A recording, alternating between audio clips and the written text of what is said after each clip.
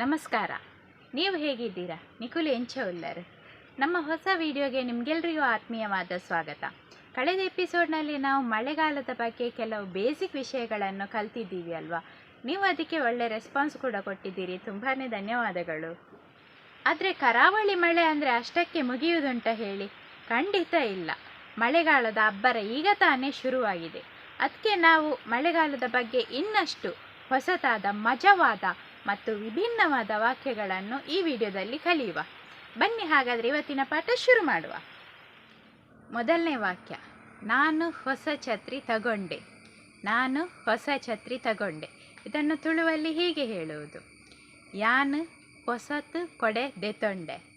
ಯಾನು ಪೊಸತ್ತು ಕೊಡೆ ದೆತೊಂಡೆ. ಯಾನು ಪೊಸತ್ತು ಕೊಡೆ ದೆತೊಂಡೆ. ಮುಂದಿನ ವಾಕ್ಯ, 2 ದಿನಗಳಿಂದ ಎಡೆಬಿಡದೆ ಮಳೆ ಸುರಿಯುತ್ತಿದೆ. 2 ದಿನಗಳಿಂದ ಎಡೆಬಿಡದೆ ಮಳೆ ಸುರಿಯುತ್ತಿದೆ. ಇದನ್ನು ತುಳುವಲ್ಲಿ ಹೀಗೆ ಹೇಳೋದು: ರಡ್ಡು ದಿನೋಡ್ದಿಂಚ ಬುಡಂದೆ ಬರ್ಸ ಬರೊಂದುಂಡು. ರಡ್ಡು ದಿನೋಡ್ದಿಂಚ ಬುಡಂದೆ ಬರ್ಸ ಬರೊಂದುಂಡು. ರಡ್ಡು ದಿನೋಡ್ದಿಂಚ ಬುಡಂದೆ ಬರ್ಸ ಬರೊಂದುಂಡು. ಹಾಗೆ ಮುಂದಿನ ವಾಕ್ಯ, ಕೆರೆ ತೋಡುಗಳು ತುಂಬಿ ಹರಿಯುತ್ತಿದೆ. ಕೆರೆ ತೋಡುಗಳು ತುಂಬಿ ಹರಿಯುತ್ತಿದೆ. ಇದನ್ನು ತುಳುವಲ್ಲಿ ಹೀಗೆ ಹೇಳೋದು: ಕೆರೆ ಬೊಕ್ಕ ತೋಡುಲು ದಿಂಜಿದು ಪರತೊಂದುಲ್ಲ. ಕೆರೆ ಬೊಕ್ಕ ತೋಡುಲು ದಿಂಜಿದು ಪರತೊಂದುಲ್ಲ. ಹರಿಯುವುದಕ್ಕೆ ತುಳುವಲ್ಲಿ ಪರಪುನು ಅಂತ ಹೇಳ್ತಾರೆ. ಹಾಗೆ ಮುಂದಿನ ವಾಕ್ಯ, ಮಳೆಯಂತೂ ಚಳಿ ಹಿಡಿಸಿ ಬಿಟ್ಟಿತು. ಮಳೆಯಂತೂ ಚಳಿ ಹಿಡಿಸಿ ಬಿಟ್ಟಿತು. ಇದನ್ನು ತುಳುವಲ್ಲಿ ಹೀಗೆ ಹೇಳುವುದು: ಬರ್ಸ ಚಳಿ ಪತ್ತಾದು ಬುಂಡು. ಬರ್ಸ ಚಳಿ ಪತ್ತಾದು ಬುಡುಂಡು.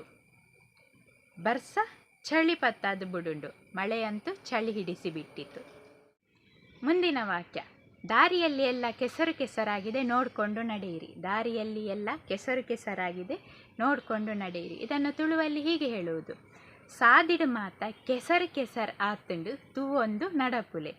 ಸಾದಿಡು ಮಾತ ಕೆಸರು ಕೆಸರು ಆತುಂಡು ತೂವೊಂದು ನಡಪುಲೆ. ಮುಂದಿನ ವಾಕ್ಯ, ಮಳೆಗೆ ಒಗೆದು ಹಾಕಿದ ಬಟ್ಟೆಗಳು ಒಂಚೂರು ಒಣಗಲ್ಲ. ಮಳೆಗೆ ಒಗೆದು ಹಾಕಿದ ಬಟ್ಟೆಗಳು ಒಂಚೂರು ಒಣಗಲ್ಲ. ಇದನ್ನು ತುಳುವಲ್ಲಿ ಹೀಗೆ ಹೇಳುವುದು: ಬರ್ಸೊಗು ಅರ್ಧದು ಪಾಡ್ದಿನ ಕುಂಟುಲು ಚೂರ್ಲ ನುಂಗುಜಿ. ಬರ್ಸೊಗು ಅರ್ಧದು ಪಾಡ್ದಿನ ಕುಂಟುಲು ಚೂರ್ಲ ನುಂಗುಜಿ.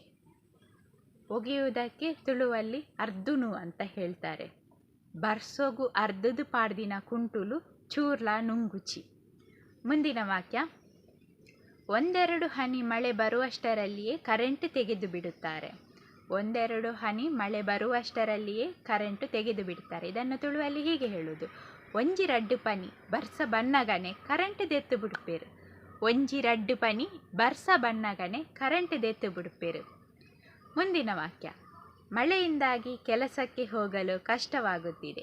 ಮಳೆಯಿಂದಾಗಿ ಕೆಲಸಕ್ಕೆ ಹೋಗಲು ಕಷ್ಟವಾಗುತ್ತಿದೆ. ಇದನ್ನು ತುಳುವಲ್ಲಿ ಹೀಗೆ ಹೇಳುವುದು: ಬರ್ಸೊಡ್ದಾತ್ರ ಬೇಲೆಗು ಪಾರೆ ಬಂಗಾವೊಂದುಂಡು. ಬರ್ಸೊಡ್ದಾತ್ರ ಬೇಲೆಗು ಪಾರೆ ಬಂಗಾವೊಂದುಂಡು.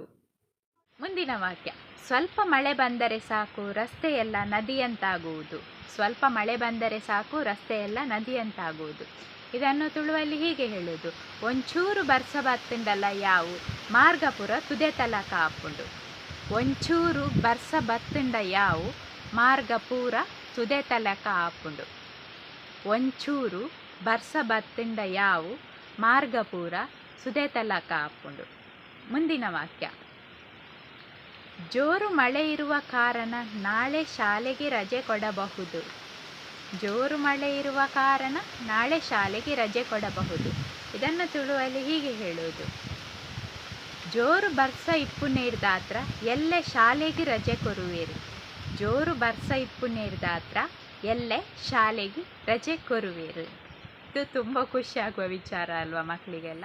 ಅಂದ ಹಾಗೆ ಇವತ್ತು ಕಲಿತಿರುವ ವಾಕ್ಯಗಳನ್ನು ವಿಡಿಯೋ ನೋಡಿ ಹಾಗೆಯೇ ಬಿಟ್ಟು ಬಿಡಬೇಡಿ. ನಿಮ್ಮ ಸ್ನೇಹಿತರ ಜೊತೆ ಮಾತನಾಡಿ ಅವರಿಗೆ ಶಾಕ್ ಕೊಡಿ. ಮತ್ತು ಈ ವಿಡಿಯೋನ ಅವರಿಗೆ ಶೇರ್ ಮಾಡಿ.